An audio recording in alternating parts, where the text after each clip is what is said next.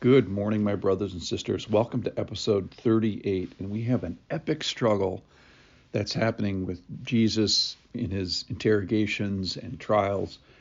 And then the focus of the camera just zooms in on Peter. And I'm going to call this podcast that Peter Denies. Let's be like Peter.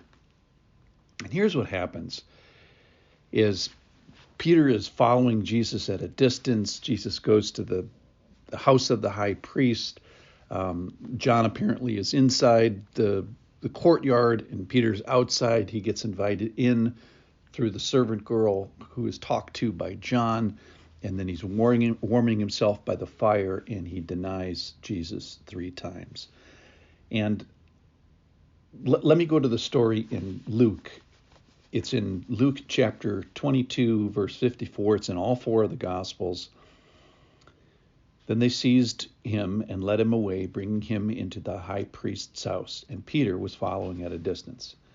And when they had kindled a fire in the middle of the courtyard and sat down together, Peter sat down among them. Then a servant girl, seeing him as he sat in the light and looking closely at him, said, "This man was with him." Peter denied it, saying, "Woman, I do not know him." A little later, someone else saw him and said, "You are also one of them." Peter said, "Man, I am not." And after an interval of about an hour, still another insisted, saying, "Certainly this man was with him, for he too is a Galilean." But Peter said, "Man, I do not know what you are talking about." And immediately, while he was still speaking, the rooster crowed. And I read from Luke today because this line is only in Luke. And the Lord turned and looked at Peter. And the Lord turned and looked at Peter. So he's close enough to see the Lord. And Peter remembered the saying of the Lord, how he had said to him, "Before the rooster crows today, you will deny me 3 times." And he went out and wept bitterly. What a story. So this account of Peter's denial takes up relatively tons of real estate. It's in all 4 of the gospel.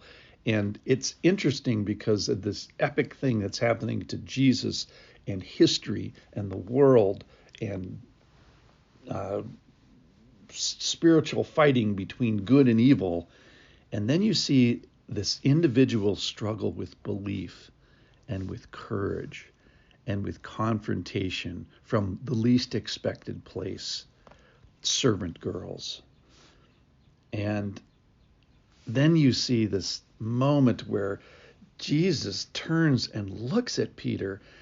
And so I am speculating just a little bit here. And perhaps this was not to condemn Peter, but to be with him in his belief and courage and confrontation challenge. So looking at the other stories, they're all very, very consistent. One new thing that I got from here was this fire seems to be in all or most of the stories that they were warm. It was cold and they were warming themselves. So do you think they were warming Jesus up after he was, captured and bound?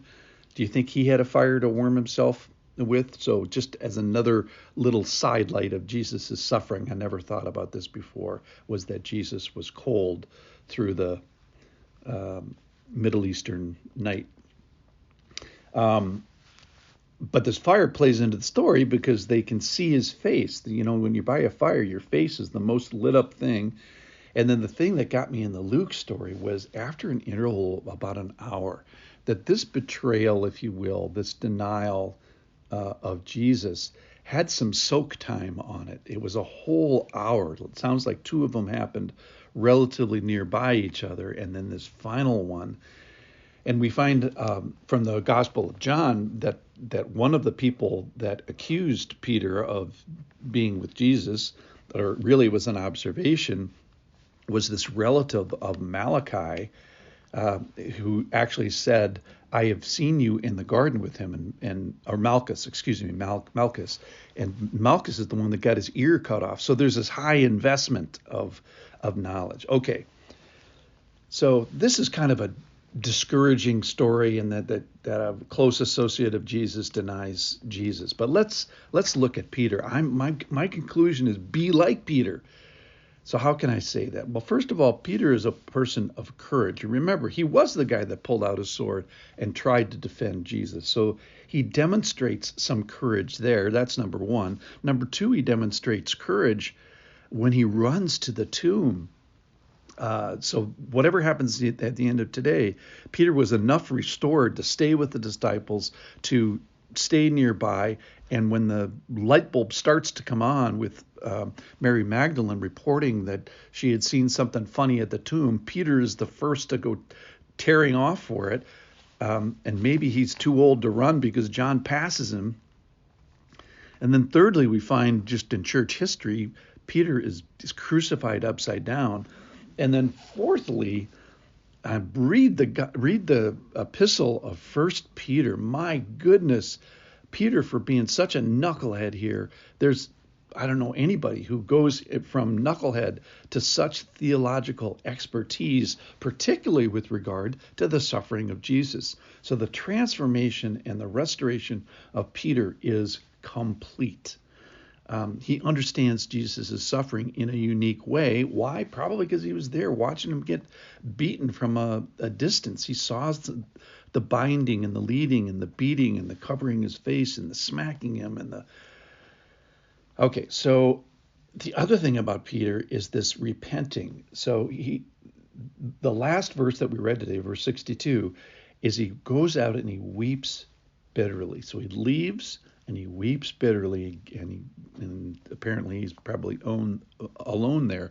But the story doesn't end there. He keeps going. So I think the remembering part, don't let your story end with your denial of Jesus or your failure in temptation. Keep going. Repent, weep bitterly, but then get back up and get into the fray. And I think that this story tells us that the Lord turned and looked at Peter in his time of great, casual temptation, and that the Lord can be with us. So let's use this story of Peter as an encouragement to be like him, to be courageous, to get back up, to repent, to weep, and then get back in the fray. Thank you so much for being with me today. See you tomorrow.